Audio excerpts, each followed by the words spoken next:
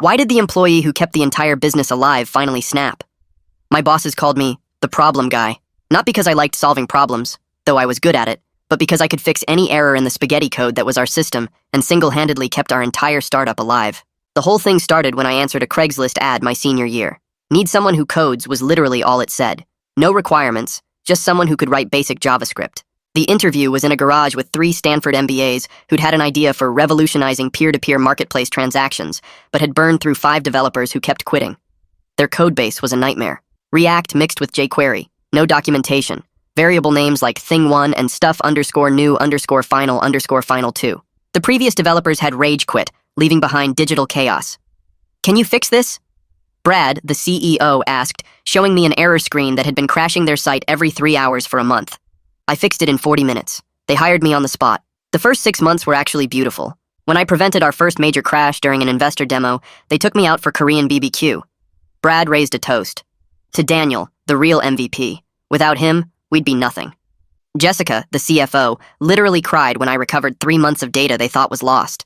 Mike, the CTO who couldn't actually code, called me a genius in front of everyone. Word spread through the company that I could fix anything. Sales would text me directly when clients complained. Marketing would beg me to just quickly look at the analytics integration. Customer service had my personal cell for emergencies. I became the secret weapon they'd whisper about to investors. We have this guy who can solve literally any technical problem. By year 2, I was doing the work of an entire engineering team.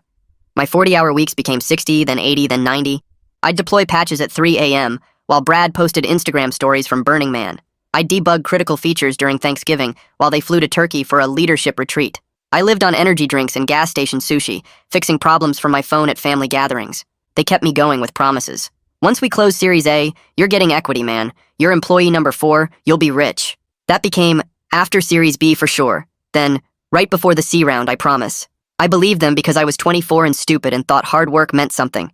The equity promises became a running joke I wasn't in on. They'd introduce me to investors as Daniel, our little helper from community college, then frantically text me when the live demo crashed. At company parties, they'd tell the story of finding me like I was a stray dog they'd rescued. We gave him his first real job, Jessica would say, wine-drunk and condescending. He didn't even go to a real school, but the moment something broke, my phone would explode. Emergency! Daniel, please! The site is down. Fixing it is your only priority. I remember the exact moment everything changed. We were filing for IPO, and I asked Brad about my equity over Slack. He responded with a laughing emoji. You were never technically an employee, Daniel. You're a contractor. No equity for contractors, that's standard.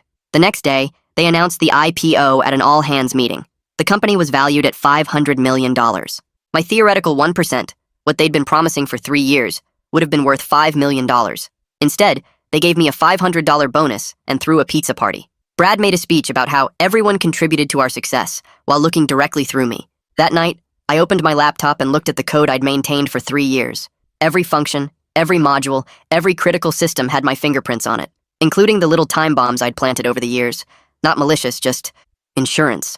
Deadman switches I'd built during those 3 a.m. debugging sessions, commented with innocuous notes that looked like regular error handling. The NYSE opening bell ceremony was perfect. CNBC was there. TechCrunch had a live blog. Brad's parents flew in from Connecticut. He rang the bell at 9:30 a.m., confetti fell, champagne popped. The stock opened at $47. At 9:31, every function in our codebase simultaneously returned the same error. Equity not found. The site didn't just crash, it displayed that message on every page, every app screen, every API response. The stock price started dropping immediately. Investors panicked. The technical team, the new one they'd hired with real degrees, couldn't figure it out. They called me 17 times. I didn't answer. By market close, we'd lost $50 million in valuation. Brad was screaming on Bloomberg about cyber terrorism and sabotage. The board launched an investigation. That's when I sent the screenshots to every major tech journalist. 3 years of Slack messages. Just keep the code monkey thinking he'll get equity until IPO. Daniel actually thinks he's getting shares. He fixes everything for basically nothing. It's incredible. Thank God he's too stupid to know his worth. But my favorite was from Brad to Mike. I told him next quarter again. Bought us 3 more months of free labor. He's from community college. What's he gonna do? Sue us? I closed my laptop and waited. They knew where I lived. This was about to be fun. 3 sharp knocks hit my door at 2 p.m., and my whole body went cold. Through the peephole, I saw a guy in a bad suit holding a thick envelope, and I knew exactly what this was. I opened the door and he asked if I was Daniel, then handed me the papers without any drama. The stack was heavy in my hands, maybe 50 pages thick. I signed his little electronic pad, and he left without saying anything else. Back inside, my hands shook as I flipped through the lawsuit. Breach of contract, computer fraud, trade secret theft, and they wanted $50 million in damages. $50 million. From a guy living in a one-bedroom apartment eating ramen most nights. The legal words blurred together, but I caught phrases like malicious intent and coordinated attack and irreparable harm to shareholders. My laptop was still open from earlier, so I started searching for lawyers who knew about tech cases and CFAA charges. Most firms wanted $5,000 just for a consultation. I left voicemails at 3 places explaining my situation, trying to sound calm while my voice cracked. Within an hour, Conrad Donovan's office called me back. His assistant said he'd read about the IPO crash and could see me tomorrow morning at 9. I spent the whole night organizing everything, printing emails, making copies of code commits, creating timelines of every broken promise. My printer ran out of ink twice, and I had to run to the 24-hour CVS at midnight. The next morning, I showed up at Conrad's office with 2 banker's boxes full of documents. He was younger than I expected, maybe early 40s, wearing jeans and a button-down instead of a suit. I laid everything out on his conference table, the 3 years of false promises, the screenshots, the code I'd written with my little insurance policies buried inside. He took notes on a yellow legal pad, asking me to explain technical stuff in simple terms. When I showed him the Slack messages about keeping the code monkey working for free, his eyebrows went up, but he didn't say anything. After 2 hours of going through everything, Conrad leaned back and told me the real problem. The civil lawsuit was bad but survivable. The criminal charges under the Computer Fraud and Abuse Act could put me in actual prison. The FBI might get involved if Brad pushed hard enough with his cyber terrorism claims. I could face 5 to 10 years if they proved I intentionally caused damage over $5,000, which losing $50 million in market value definitely qualified for. My phone buzzed while Conrad was explaining prison sentences, and I saw Angelica Crow's name on the screen. The TechCrunch reporter wanted to verify the Slack screenshots were real. She needed me to explain the metadata and prove I hadn't faked anything. Conrad nodded that I should take the call. Angelica was all business, asking about timestamps and email headers and how I'd preserved the chain of custody for the evidence. We set up a video call for that afternoon. The call with Angelica lasted 3 hours, and she grilled me on every single detail. She screen shared while I walked her through the Slack export files, showing her the message IDs and server timestamps that proved they were real. She asked about specific conversations, made me explain technical details about our codebase, wanted to know exact dates and times for everything. Her skepticism actually made me feel better because it meant she was taking this seriously, not just running with a juicy story. She asked about the insurance policies in the code, and I explained how they were just error handlers that would trigger under specific conditions, nothing actually malicious. After the call, Conrad's warnings about evidence preservation hit me hard. If the FBI got involved, they'd want every device I owned, every backup, every scrap of digital evidence. I spent the entire night creating encrypted copies of everything, backing up to external drives, uploading to secure cloud storage, documenting every single step I took. I changed all my passwords, enabled 2-factor on everything, even created a new email account just for legal stuff. My paranoia went into overdrive, and I started checking my apartment for bugs, taping over my laptop camera, using a VPN for everything. The next morning, the company released their public statement, and my phone exploded with notifications. They called me a rogue contractor who held our systems hostage for personal gain, and claimed they'd offered me fair compensation that I'd rejected out of greed. They said I'd committed cyber terrorism and put thousands of jobs at risk with my malicious attack. My LinkedIn inbox filled with angry messages from people calling me a criminal, saying I should be in jail, threatening to make sure I never worked in tech again. Former co-workers who'd been friendly suddenly blocked me on everything. Recruiters who'd been eager to talk last week stopped returning my emails. One startup that was about to make me an offer called to say they were going in a different direction, and I knew my name was poison now. Brad had won this round, and my career in Silicon Valley was basically over before it started. 3 more recruiters who'd been super interested in me just last week stopped answering my emails completely. I'd been talking to this one startup about a senior dev position, and they'd basically told me the job was mine. But when I called to follow up, the HR person said they were going in a different direction. She sounded uncomfortable on the phone and hung up fast.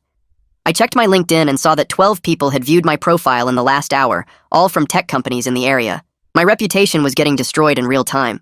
Conrad called me that afternoon and said we needed to meet again immediately. I drove to his office and he sat me down with this serious look on his face. He explained that the Computer Fraud and Abuse Act was no joke, and the FBI had put people in federal prison for way less than what I'd done. He made it super clear that I couldn't touch their systems anymore, couldn't run any diagnostic tools, couldn't even ping their servers to check if they were up. Any digital contact at all could be seen as more hacking and would make everything worse. He actually made me write down a list of every way I might accidentally access their stuff, and then told me to avoid all of it. 2 days later, a FedEx truck pulled up, and the driver handed me an envelope that required a signature. Inside was a demand letter from Mei Jung at Whitman & Associates, the big law firm the company used. The letter was 8 pages long and threatened civil litigation for damages exceeding $50 million, criminal referral to the FBI for violations of the CFAA, and claimed they had evidence I'd been planning this attack for months. They gave me 5 business days to respond, or they'd file everything with the court. My hands were shaking as I scanned the pages and sent them to Conrad. He called me back within 10 minutes and told me not to panic, that this was standard intimidation stuff, but we needed to start building our defense immediately. I spent the next 3 days going through every email, every text, every Slack message from the last 3 years. I found my old notebooks where I'd tracked my hours because I'm the kind of person who writes everything down. The logs showed 80 to 90-hour weeks consistently, sometimes more during product launches. I had receipts for energy drinks bought at 3 a.m. while fixing their servers, screenshots of me working on Christmas Day, proof of me missing family events to handle their emergencies. Conrad looked at all of it and started calculating what they actually owed me in unpaid overtime. The number was huge, way more than I'd expected. He said this could be useful for a counterclaim and started drafting something about wage theft. 4 days after the demand letter arrived, my phone started blowing up with notifications. Angelica's article had gone live on TechCrunch with the headline, "IPO Disaster Exposes Years of Startup Labor Exploitation." She'd included some of the screenshots I'd sent her, but had redacted names and specific details to protect me from defamation claims. The article laid out the whole story of how they'd strung me along with equity promises while treating me like garbage. She'd even found other sources who confirmed the company's pattern of behavior. Within an hour, the article had thousands of shares and hundreds of comments from people sharing their own similar experiences. My inbox exploded with messages from former startup employees telling me their stories. One guy who'd worked there before me sent a detailed email about how Brad had promised him equity too, then fired him right before vesting would have started. He offered to provide a written statement for my case. Another person sent screenshots of Brad making the same promises to other contractors over the years. Someone else forwarded me an email where Jessica had bragged about keeping labor costs down by using contractors who thought they'd get equity. The evidence was piling up that this wasn't just about me, it was their whole business model. That same afternoon, Conrad got an email from the company's lawyers with a preservation notice. They demanded I maintain all devices, all data, all backups for discovery. I couldn't delete anything, couldn't wipe any drives, couldn't even clear my browser history. Conrad told me to comply immediately and document everything I preserved. I went to Best Buy that day and bought a new laptop for daily use so my old one would stay exactly as it was. I put the old laptop in a box with all my external drives and labeled everything with dates. I even took photos of each device and its serial number. The company didn't waste any time firing back at the article. They filed a defamation claim against me and Angelica, saying we'd published false and malicious content intended to harm their business. Conrad wasn't worried, though. He started preparing something called an anti-SLAPP motion, which he explained was designed to protect people from lawsuits meant to silence them. He said that since everything in the article was true and backed by evidence, they didn't have a real case. The defamation claim was just meant to scare us and drain our resources with legal fees. My mom called me crying the next morning because she'd read about the potential criminal charges online. She kept asking if I was going to jail, and I couldn't give her a straight answer because I honestly didn't know.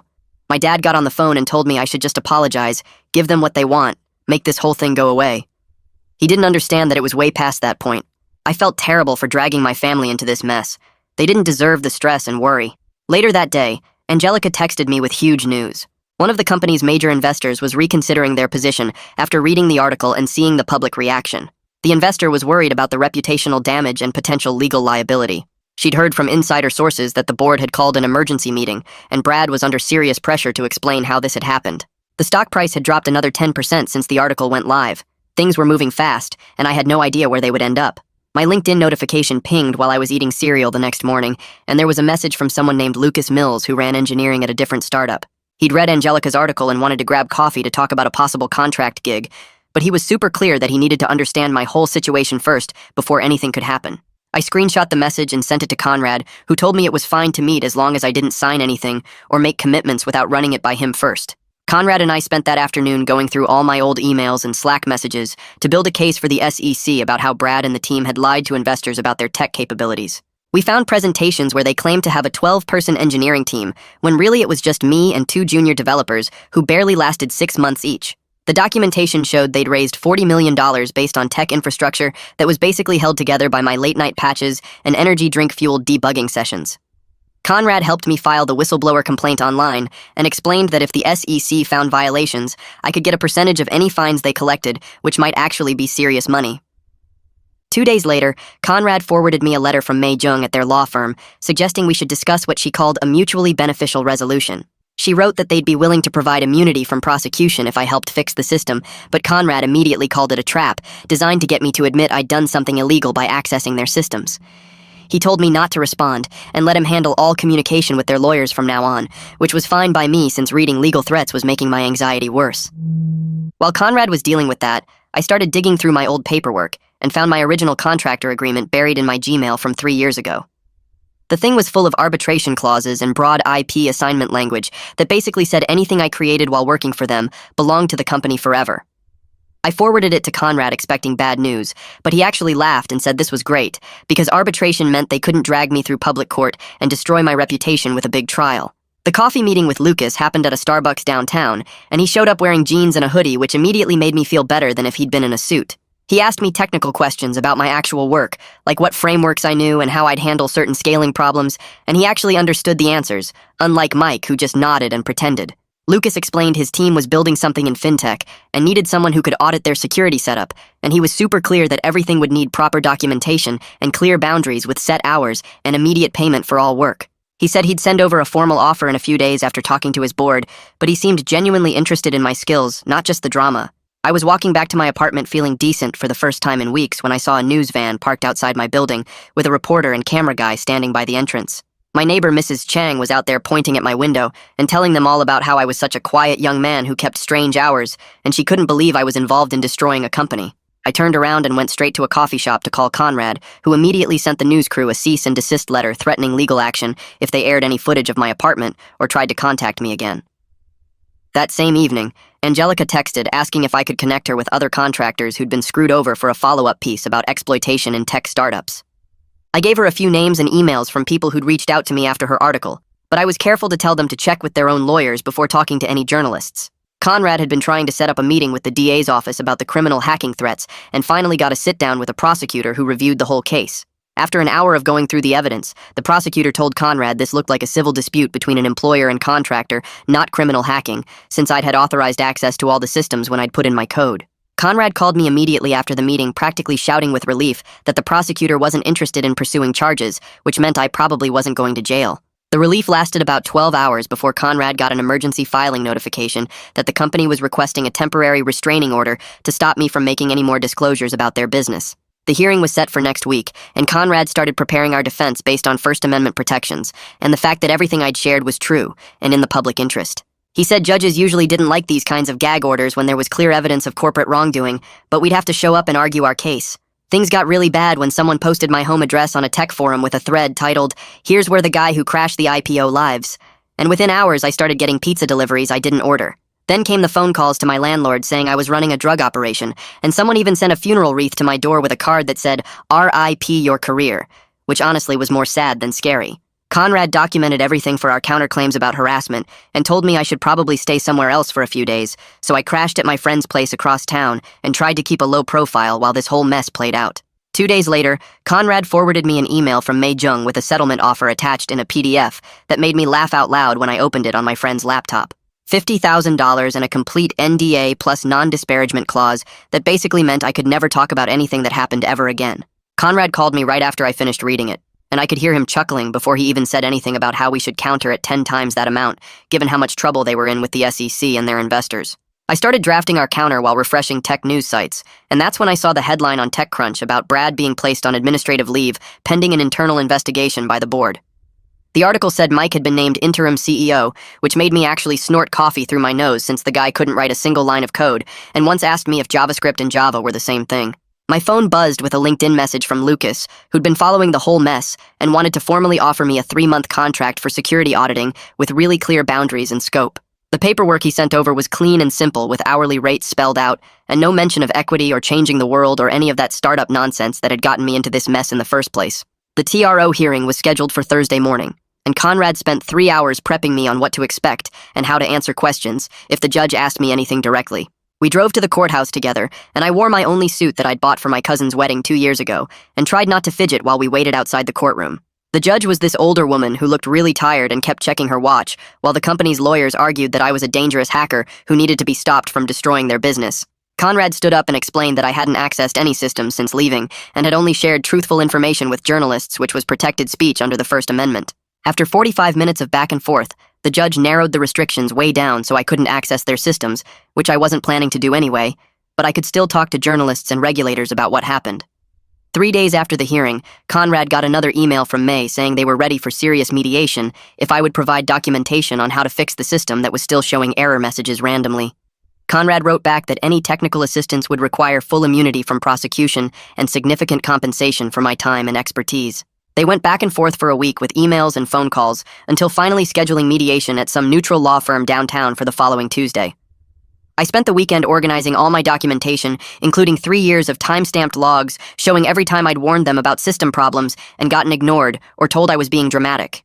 Tuesday morning, I put on my suit again and met Conrad in the lobby of this fancy building where the law firm had offices on the 20th floor with views of the whole bay. We took the elevator up and walked into a conference room where May was already sitting with some older guy in an expensive suit who turned out to be from the board, plus their whole technical team who looked really uncomfortable. I opened my laptop and connected it to the projector, then started showing slide after slide of emails and Slack messages where I'd warned them about exactly the problems that were happening now. The board guy's face went completely white when he saw the message from Brad, dismissing my concerns about system fragility as just me being dramatic again and trying to seem important. May cleared her throat and acknowledged that there had been damage to both sides' reputations, then floated a settlement number in the mid-6 figures while pushing a stack of papers across the table. She wanted a mutual non-disparagement agreement, and for me to provide complete documentation on fixing the system within 48 hours of signing. I looked at Conrad, who nodded slightly, then told them I wanted full back pay for all the overtime I'd worked for 3 years, plus my legal fees, plus really narrow speech restrictions that would still let me talk about general industry practices without mentioning them specifically. Conrad added that we needed a letter stating no criminal referral would be made to the FBI or any other law enforcement agency about the supposed hacking. The room got really quiet, and the board guy whispered something to May, who shook her head and said they needed the system fixed immediately before more damage was done to their stock price. Conrad leaned forward and proposed a supervised handoff where I would document all the fixes while their team watched and implemented them with full safe harbor protection, meaning nothing I showed them could be used against me legally. Their technical team started arguing among themselves about whether they could handle the implementation, and one of them actually said out loud that they didn't understand half of what I'd built, which made the board guy's face turn red. May jumped in quickly, saying they needed to focus on solutions, not blame, and pushed another stack of papers across the table with numbers circled in red ink. We went back and forth for another hour with Conrad writing notes on his yellow pad while I showed them more emails where I'd begged for proper documentation time and gotten told to just keep the site running. The board guy kept rubbing his temples and finally asked everyone except me, Conrad, and May to leave the room so we could talk real numbers. May started at 200,000, which Conrad actually laughed at before countering with 800,000 plus full immunity from any criminal charges. They went back and forth while I sat there watching the clock on the wall tick past noon, then 1 o'clock, then 2. My stomach was growling, but nobody wanted to break for lunch because the board guy had another meeting at 4. Conrad kept pushing on the criminal immunity part, while May kept trying to tie everything to me fixing their broken system immediately. We finally agreed on $400,000 with really specific rules about what I could and couldn't say publicly, plus a letter saying they wouldn't push for criminal charges if I gave them 10 hours of supervised help fixing the code. The paperwork took another hour to write up with both lawyers going over every single word while I texted my mom that things were going okay. 2 days later, I sat in front of my computer with 3 of their engineers watching through screen share while I walked them through every function I'd built over 3 years. I showed them where the triggers were hidden and how to disable them safely without breaking the whole system. They took notes constantly and asked questions that showed they were starting to understand how bad their original code really was. I explained how I'd built backup systems on top of backup systems because nobody would give me time to do it right the first time. One engineer actually apologized for not understanding what I'd been dealing with all those years. The second day was mostly about showing them the documentation I'd created on my own time, since they never gave me any. I'd made detailed notes about every major system and why I'd built things certain ways to work around their broken foundation. Their lead engineer kept shaking his head and muttering about technical debt while I showed them function after function that was holding their whole company together. By the end of the 10 hours, they had everything they needed to run the system without me. The next morning, Angelica published her follow-up article about how the situation had been resolved without going into specific numbers or details. She focused on the bigger picture of how startups treat contractors and were included quotes from other developers who'd been through similar situations. My phone finally stopped buzzing with angry messages and interview requests. People moved on to the next tech scandal within a week. I used part of the settlement money to get a new apartment in a building with actual security and a doorman who wouldn't let random people up. The place had good locks and windows that faced a courtyard instead of the street. I bought a real desk and a decent chair plus a couch that wasn't from a thrift store. It felt weird having nice things after 3 years of living cheap while they promised me equity that never came. Lucas and his team turned out to be exactly what I needed after all the chaos. Every task had a clear description and timeline. Every hour got logged properly, and invoices got paid on the 15th and last day of each month like clockwork. No emergency calls at 3 in the morning. No promises of future riches. Just normal contract work with normal boundaries and normal expectations. His team actually listened when I suggested improvements and gave me credit in team meetings. About a month into working with them, I heard through the tech gossip network that Brad had quietly resigned from the company. The board apparently gave him a choice between resigning or getting fired for cause after my documentation showed how badly he'd mismanaged everything. He landed at another startup as a VP of something within 2 weeks because guys like him always do. The stock price stopped falling and settled at around $30, which was still way above what it probably should have been. My parents invited me over for dinner and asked if I regretted what I did. I told them I regretted trusting Brad and believing his lies, but I didn't regret standing up for myself finally. My mom said she was proud of me for not just taking it. My dad said next time, maybe try talking to a lawyer before doing anything drastic. We agreed not to bring it up anymore and just move forward. I found a therapist who specialized in workplace trauma and started going once a week. She helped me understand how 3 years of constant emergencies and broken promises had messed with my head. Sleep came easier after a few sessions, though I still checked my locks twice before bed and kept my phone on silent. The paranoia was fading, but it took time. Conrad told me to keep everything for at least 7 years just in case, so I rented a safe deposit box at my bank. My old laptop went in there along with printed copies of every email, every Slack message, and every piece of documentation from the whole mess. The drives got wrapped in anti-static bags and sealed in plastic. Better safe than sorry. 3 months into the contract with Lucas, he asked if I wanted to extend for another 6 months with a small raise. The work wasn't exciting like the old days of solving impossible problems at 2 in the morning. It was boring database stuff and API integration and code reviews, but boring felt pretty good after everything that happened. I said yes immediately. The extension came with a 10% bump, which put me at a decent hourly rate for the first time in years. My phone buzzed one morning with a text from Angelica saying she'd won some big journalism award for her series on tech labor stuff and thanking me for trusting her with the story. I typed back a quick congrats and felt weird knowing something good came from all that mess. The next week, I walked into my usual coffee place and saw Mike sitting at a corner table staring at his laptop. We both froze when our eyes met, and he grabbed his stuff and left without ordering anything. I watched him hurry out and realized I didn't feel mad anymore, just tired of the whole thing. My GitHub started showing regular commits again from the contract work, and recruiters began reaching out on LinkedIn with actual decent offers.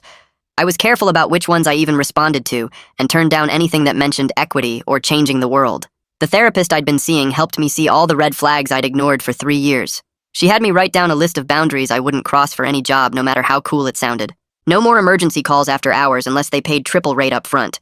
No promises of future money instead of actual paychecks. No working weekends without overtime pay in writing. 6 months after the IPO mess, I looked at my bank account and saw actual savings for the first time. The legal stuff was done, and Conrad said I was clear. My sleep got better, and I stopped checking the locks 3 times before bed. The startup world kept doing its thing with new kids getting burned every day, but I wasn't part of that cycle anymore. Lucas mentioned during our weekly check-in that his team was growing and asked if I knew any good developers. I thought about this guy from an online support group for contractors who'd been screwed over and sent his resume along. Felt good to help someone else avoid the trap I fell into. I finally updated my LinkedIn to say senior security consultant and deleted any mention of Brad's company. Everything from those 3 years sat in a metal box at the bank, but my future was mine to figure out. That night, I pushed a client update that wrapped up at 9 instead of 3 in the morning. My phone sat on silent mode, and my door stayed locked. I got into bed at a normal hour, and for the first time in years, I fell asleep without seeing error messages behind my eyelids or dreaming about servers crashing. Thanks for wondering through all of this with me. It's been really interesting sharing these moments together. I'll catch you next time. Subscribe for more content like this.